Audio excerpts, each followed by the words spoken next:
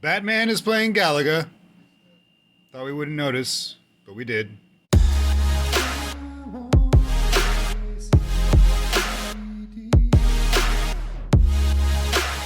Hey YouTube, welcome back to my channel. I am AC Toy Design. Thank you for stopping by. Today I am talking about, first of all, this is a little bit of a transition period I'm going through, or whatever you want to call it. First of all, it's daytime. I've got sunshine shining on me. I apologize for not having groovy colors and all that stuff like I usually do. Also, I pivoted my entire workstation in a different direction, so I'm still moving that around, trying to figure out what I'm going to put behind me and all that stuff. So thank you for bearing with me. However, the content shouldn't change. It should hopefully still be interesting. Got any oats? Which brings me to the next thing, which is this video is for you guys to show off how I designed my Nathan Cole action figure, 6-inch custom action figure from Robert Kirkman's Oblivion song from Image Comics.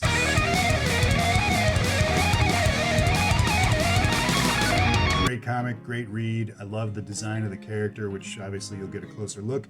And in this video, you're going to get 2 stages of it. Instead of my usual just running through the overview, you'll see the raw sculpt pre-paints, all the white epoxy that I use, and then also the finished product. I'm going to dive into the paint job that I gave him and the kit bash and all that stuff. So that'll be fun and exciting. While we're here, why don't you stop by for a reason, so why don't you subscribe to the channel? Like the video, thumbs up, right? What else? Bell icon in case I post something else, which I will. And leave me a comment. I answer all the comments. So if you have any other questions that I skipped or missed or points of interest, please let me know and I'll talk to you about those. And also stay tuned for the end of the video. I'll give you guys like a full turnaround look in the photo booth of Nathan Cole on the Lazy Susan is what I like to call her, because she just sits around and spins things. So yeah, stick around to the end of the video for that. Let's get a closer look. Let's do this. What are they doing? All right, so Nathan Cole pre-paints. This is all sculpted. Everything, and most of it's actually a kit bash. So I started, as you can tell, with the G.I. Joe Classified Flint. Is that right? Flint character. And gave him these. His arms are actually from what you call Machine Man, Marvel Legends. His head is a Peter Parker beating up Spider-Man. He has some random Marvel Legend hands. I don't know who they belong to initially. And then aside from that, he is all kit bashed, fodder, a little bit of sculpt. Let's see. So as far as the figure goes, if you know Nathan Cole from Oblivion song, you know he has short sleeves. So I sculpted his folded up sleeve line here. Your wrist wraps over here. Sculpted those up. A little bit of detail around the watch area. As far as the figure goes, that's all the sculpt that I gave him. I gave him a kit bashed leg belt, and then this is a Bucky, Marvel Legends Bucky, what do you call your knife holder thing, and that slips right in there, the knife does. Boom, comes out, snug, nice and snug. So that's the figure. I mean, he is waiting to be painted, so I'm going to paint him up.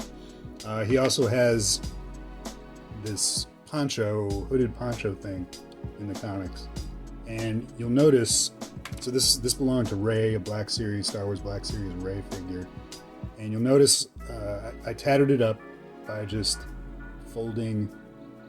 You like fold a corner, go like this, fold it once, fold it twice, and then snip the tip here, snip that right off, and then you get these little holes. You'll also notice spots on it. Those spots are super glue spots, which if you look at the details of his cloak in the comics, when he goes into the DMZ, I'm guessing his cloak sort of picks up some of the nastiness that is in there, the alien weirdness.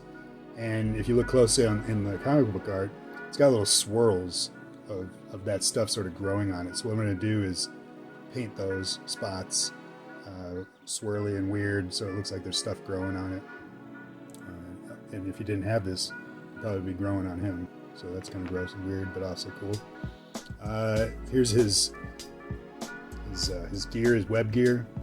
A bunch of fodder. This was Flint's. I took let's see, Stormtrooper shoulder pads from First Order, Snowtroopers.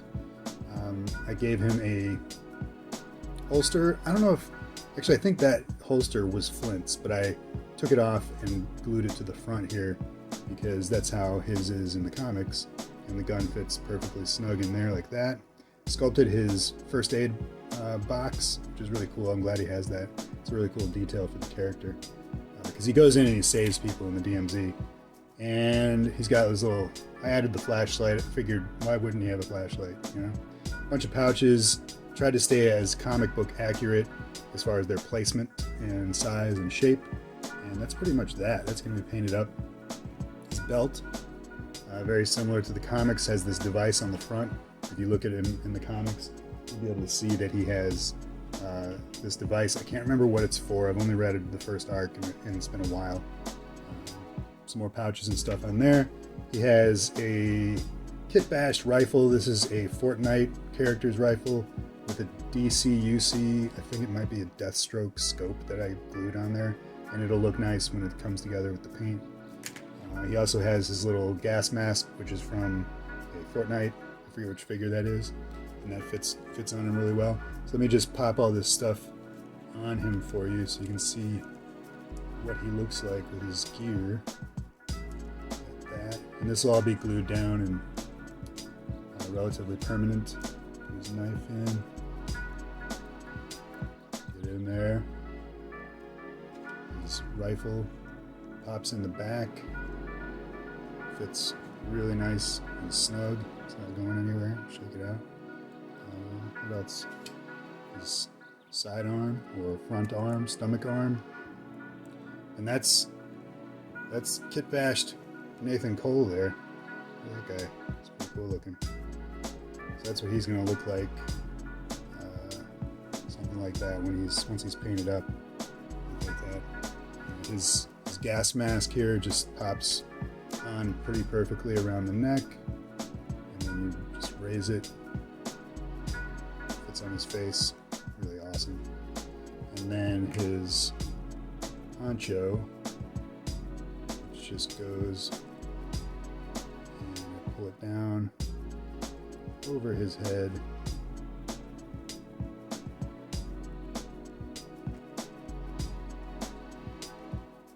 Like so. A little folding, maneuvering. There you go. Nathan Cole with his poncho fits really well. And also pop his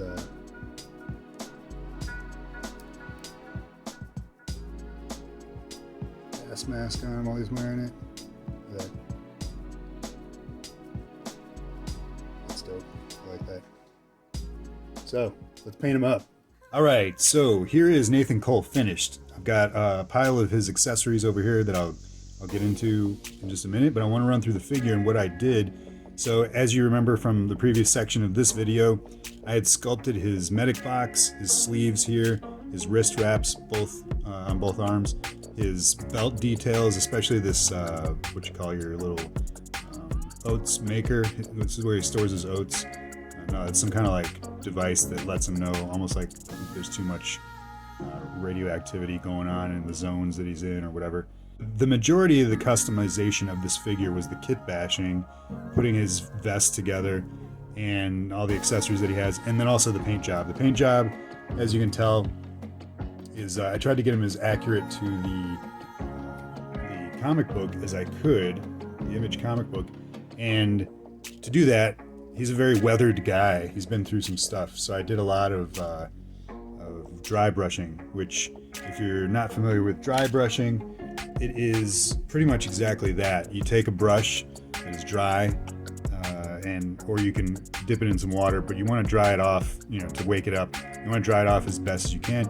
You get a little paint on it. You wipe off almost all the paint onto a cloth or a towel, and you just lightly build layers of shading over top. Usually, preferably, you'd have a darker base, and then you'd go lighter to lighter to lighter. In this case, you can see on his let's see if I can get a little bit closer here.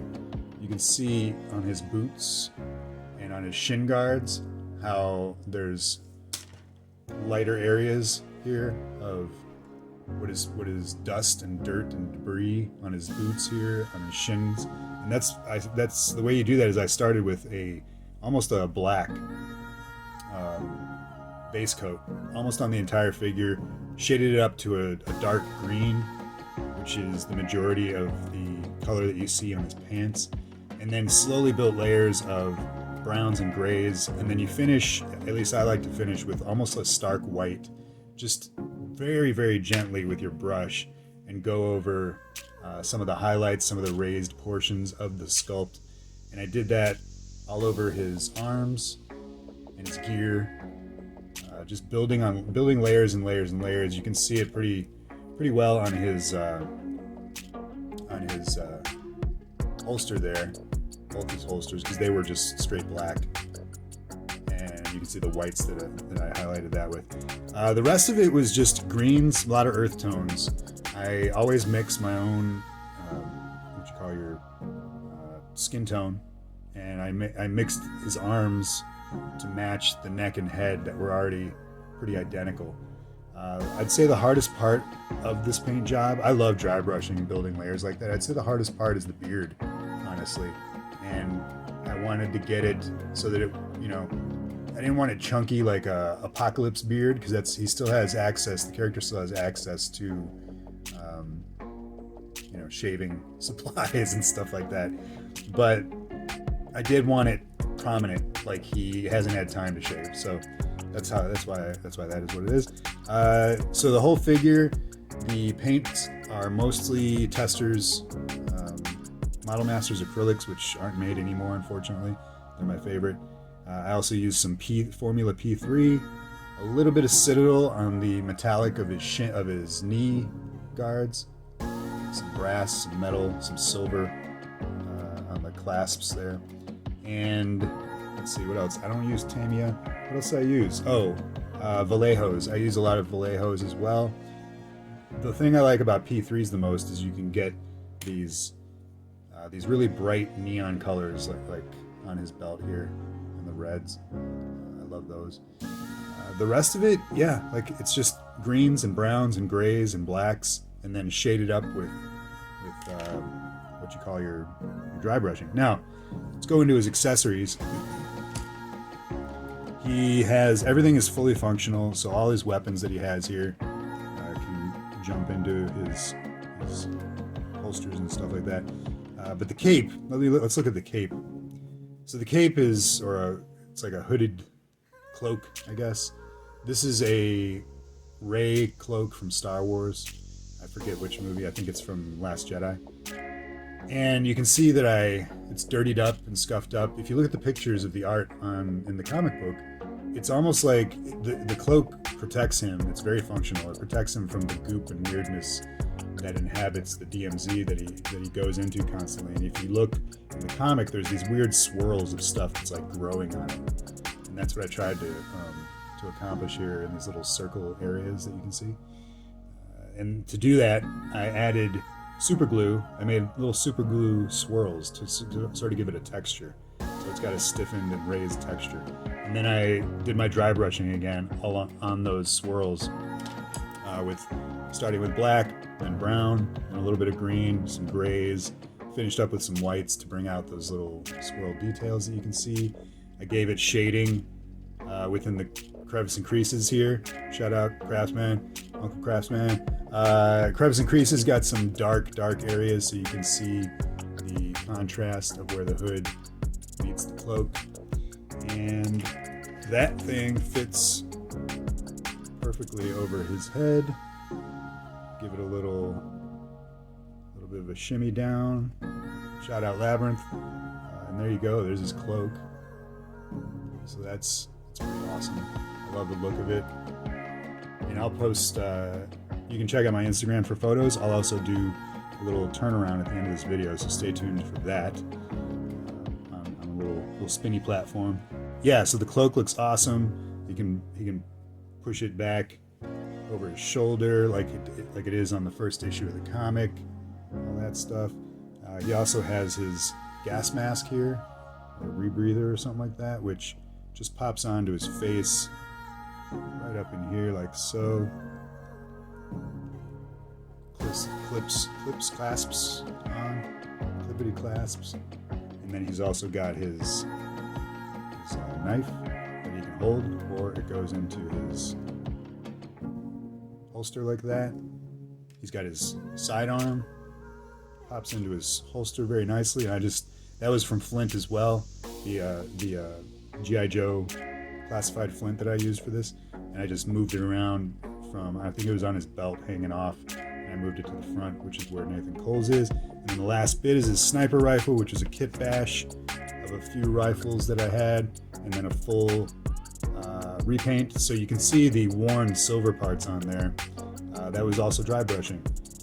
Painted it black after I glued it all together, the kit bash, and then very faint silver on the raised corners and sides, the edges, which is where any kind of metal, but especially guns, get their wear, mostly. And this guy fits perfectly into the holster on the back, nice and snug. It's not going anywhere. You can shake the figure, it doesn't go anywhere.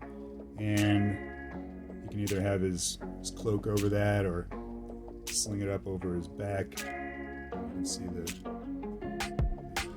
rifle there. I love this figure. I love doing kit bashes of like tactical figures, and I love the way he turned out. This was a very tactical, mostly kit bash and repaint figure. Love how it turned out. So again, stay tuned for the his turnaround at the end of this video. I'm gonna pass it back to AC. Eating some oats. You better finish those oats, man. What? So I hope you guys dug that. I had a lot of fun with this figure. It was a great project, awesome commission. Thank you, Mark, for bringing it to me. This is going to go out to his new home very shortly. Like I said, I answer all the comments. So if you have any other questions and stuff like that for me, leave comments in the comments.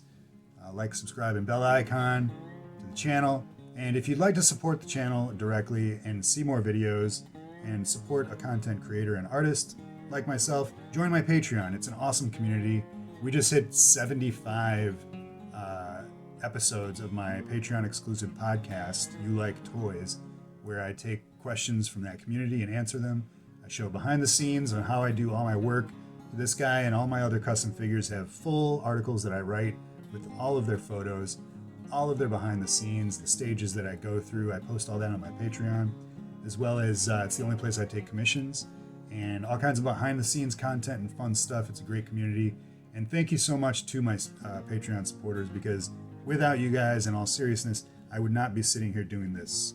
So, which is what I love, and I want to continue doing this, and I can only do that with my Patreon supporters. So thank you all so much if you're watching this video, and I guess that's about it. Be good to each other.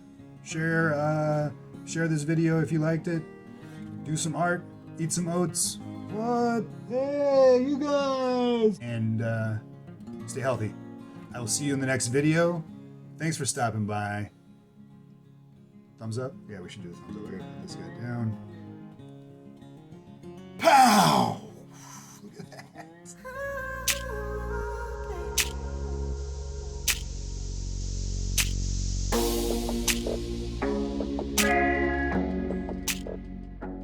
Sit, Muji, sit. Good dog.